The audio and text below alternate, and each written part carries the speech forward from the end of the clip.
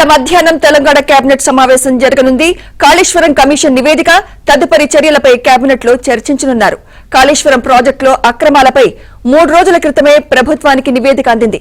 కాళేశ్వరంలో అంతా కేసీఆరే చేశారంటూ పీసీ ఘోష్ కమిషన్ తేల్చింది. బాధ్యులపై క్రిమినల్ చర్యలకు కాళేశ్వరం కమిషన్ సిఫార్సు చేసింది. మరోవైపు కాళేశ్వరం కమిషన్ నివేదికపై అధికారుల కమిటీ రిపోర్టును కూడా కేబినెట్ కు అందించనున్నారు.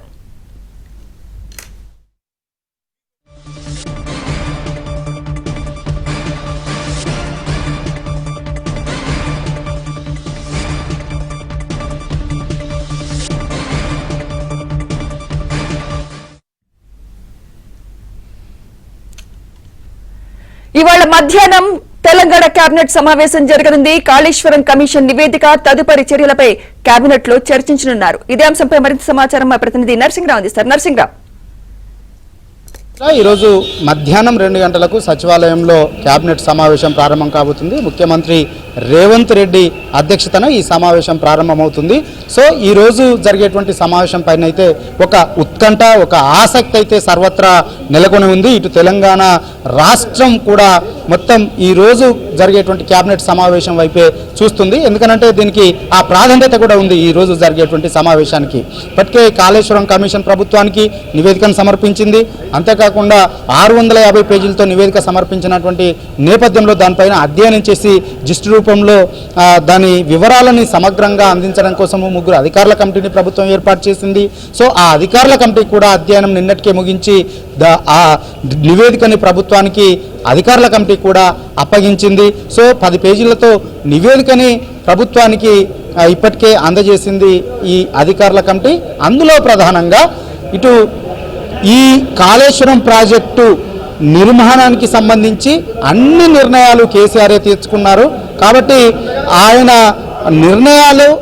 నిర్ణయాల వల్లనే అది వైఫల్యం చెందింది. ఈ కాళేశ్వరం ప్రాజెక్టు వైఫల్యానికి కారణం కేసీఆర్ అని చెప్పి తేల్చి చెప్పింది కమిషన్ నివేదిక. దాంతోపాటుగా ఇటు అధికారుల వైఫల్యము, అధికారుల నిర్లక్ష్యం కూడా ఉందని చెప్పి ఈ కమిషన్ నివేదికలో పేర్కొంది.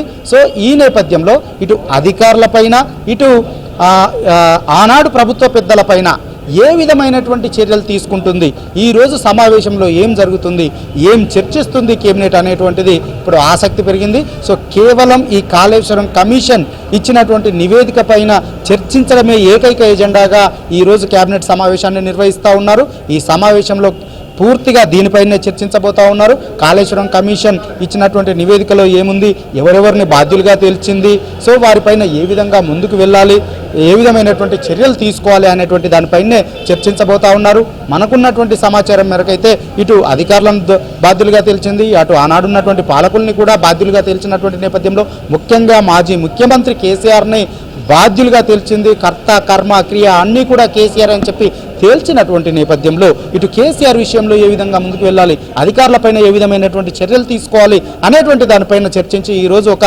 కీలకమైనటువంటి నిర్ణయాన్ని రాష్ట్ర కేబినెట్ తీసుకునేటువంటి అవకాశం ఉంది. కేబినెట్ సమావేశం ముగిసిన తర్వాత ఒక కీలక ప్రకటన కూడా దీనిపైన చేసేటువంటి అవకాశం ఉంది. ప్రధానంగా క్రిమినల్ ప్రాసిక్యూషన్ కూడా చేయాలనేటువంటి సూచనలు వచ్చినటువంటి నేపథ్యంలో ఒక సిట్ని, దీనిపైన విచారణ కోసం సిట్ని ఏర్పాటు చేసేటువంటి ఆలోచనతో ప్రభుత్వం ఉన్నట్లుగా తెలుస్తూ ఉంది. ప్రత్యేక దర్యాప్తు బృందాన్ని నియమించి దాని ద్వారానే దీనిపైన విచారణ చేసి ముందుకు వెళ్ళాలనేటువంటి ఆలోచనతో ఉన్నట్లుగా తెలుస్తూ ఉంది.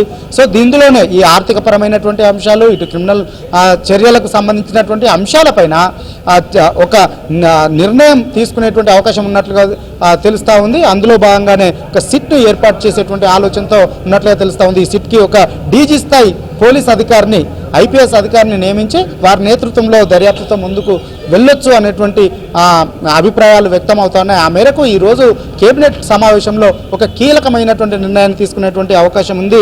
సో అందులో భాగంగా అంటే క్రిమినల్ చర్యలకు ఉపక్రమిస్తే కనుక సిట్కు బాధ్యతలు అప్పగిస్తే, సిట్ కనుక ఏర్పాటు చేసి సిట్కు కనుక బాధ్యతలు అప్పగిస్తే ప్రధానంగా వివరాలన్నీ కూడా మొదటగా అందుకు సంబంధించినటువంటి సమాచారాన్ని, వివరాలన్నింటినీ కూడా, ఆధారాలన్నింటినీ కూడా సిట్ మొదటగా సేకరించి ఆ మేరకు మొదటగా ఎఫ్ఐఆర్ను నమోదు చేస్తుంది, కేసును నమోదు చేస్తుంది. కేసు నమోదు చేసి ఆ తర్వాత బాధ్యులు, కమిషన్ ఎవరినైతే బాధ్యులుగా తెలిసిందో వారిపైన ఆ కేసులు నమోదు చేసి ఆ తర్వాత అరెస్ట్ చేసి పంపించి విచారణ జరిపేటువంటి అవకాశాలు ఉన్నాయనేటువంటి ఒక చర్చ విస్తృతంగానైతే ఇప్పుడు జరుగుతూ ఉంది. సో మొత్తానికి ఏం చర్యలు తీసుకోబోతుంది, ఎలా ముందుకు వెళ్ళబోతుంది అనేటువంటిది అయితే ఇప్పుడు ఆసక్తిగా మారింది.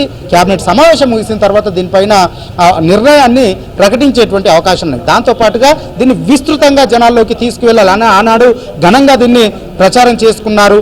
కానీ దీనివల్ల రాష్ట్ర ఖజానాకు ఏ విధంగా నష్టం జరిగింది, ఏ విధమైనటువంటి తప్పుడు నిర్ణయాలతో ముందుకు వెళ్లారు. ఆనాడు తమ్మిడిహట్టి వద్ద ప్రాజెక్టు నిర్మించతలబెడితే తమ్మిడిహట్టి నుంచి మేడిగడ్డకు సుందిల్ల అన్నారం బ్యారేజీ నిర్మాణాలను చేయాలని చెప్పి ఏ విధంగా నిర్ణయాలు తీసుకున్నారు, నిర్ణయాల్లో ఏ విధమైనటువంటి ఉల్లంఘనలు జరిగాయి, కేబినెట్ సమావేశాలు కేబినెట్కు ముందుకు రాకుండానే ఏ విధమైనటువంటి నిర్ణయాలు తీసుకున్నారు అనేటువంటి సమగ్రమైనటువంటి విషయాలని తెలంగాణ సమాజం ముందు పెట్టాలనేటువంటి ఆలోచనతో కూడా రాష్ట్ర ప్రభుత్వం ఉంది.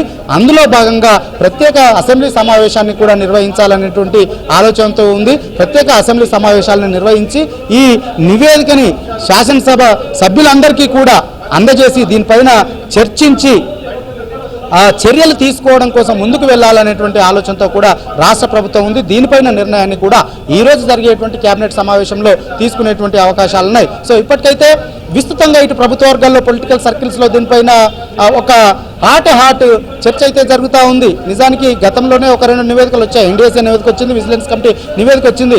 అప్పటి వరకు అధికారులపైన ఒక చర్చ జరిగింది. కానీ ఇప్పుడు చర్చ అంతా కూడా మాజీ ముఖ్యమంత్రి కేసీఆర్ మీద జరుగుతుంది. కాళేశ్వరం కమిషన్ నివేదిక వచ్చిన తర్వాత మాజీ ముఖ్యమంత్రి కేసీఆర్ పైన ఇప్పుడు చర్చ అంతా కూడా జరుగుతుంది. ఎందుకనంటే ఆనాడు నిర్ణయాలన్నీ కూడా కేసీఆరే తీసుకున్నారు. కేసీఆర్ నిర్ణయం మేరకే ఈ నిర్మాణం జరిగింది. కేసీఆర్ నిర్ణయం మేరకే డిజైన్లు తయారు చేశారు. కేసీఆర్ నిర్ణయం మేరకే స్థలాల మార్పు జరిగింది. కేసీఆర్ నిర్ణయాల మేరకే అంచనాలని పెంచేశారు. ఎక్కడా కూడా నిబంధనలను పాటించలేదు అనేటువంటి సమగ్రమైనటువంటి అంశాలను నివేదికలో పొందుపరిచినటువంటి నేపథ్యంలో ఇప్పుడు చర్చ అంతా కూడా మాజీ ముఖ్యమంత్రి కేసీఆర్ చుట్టే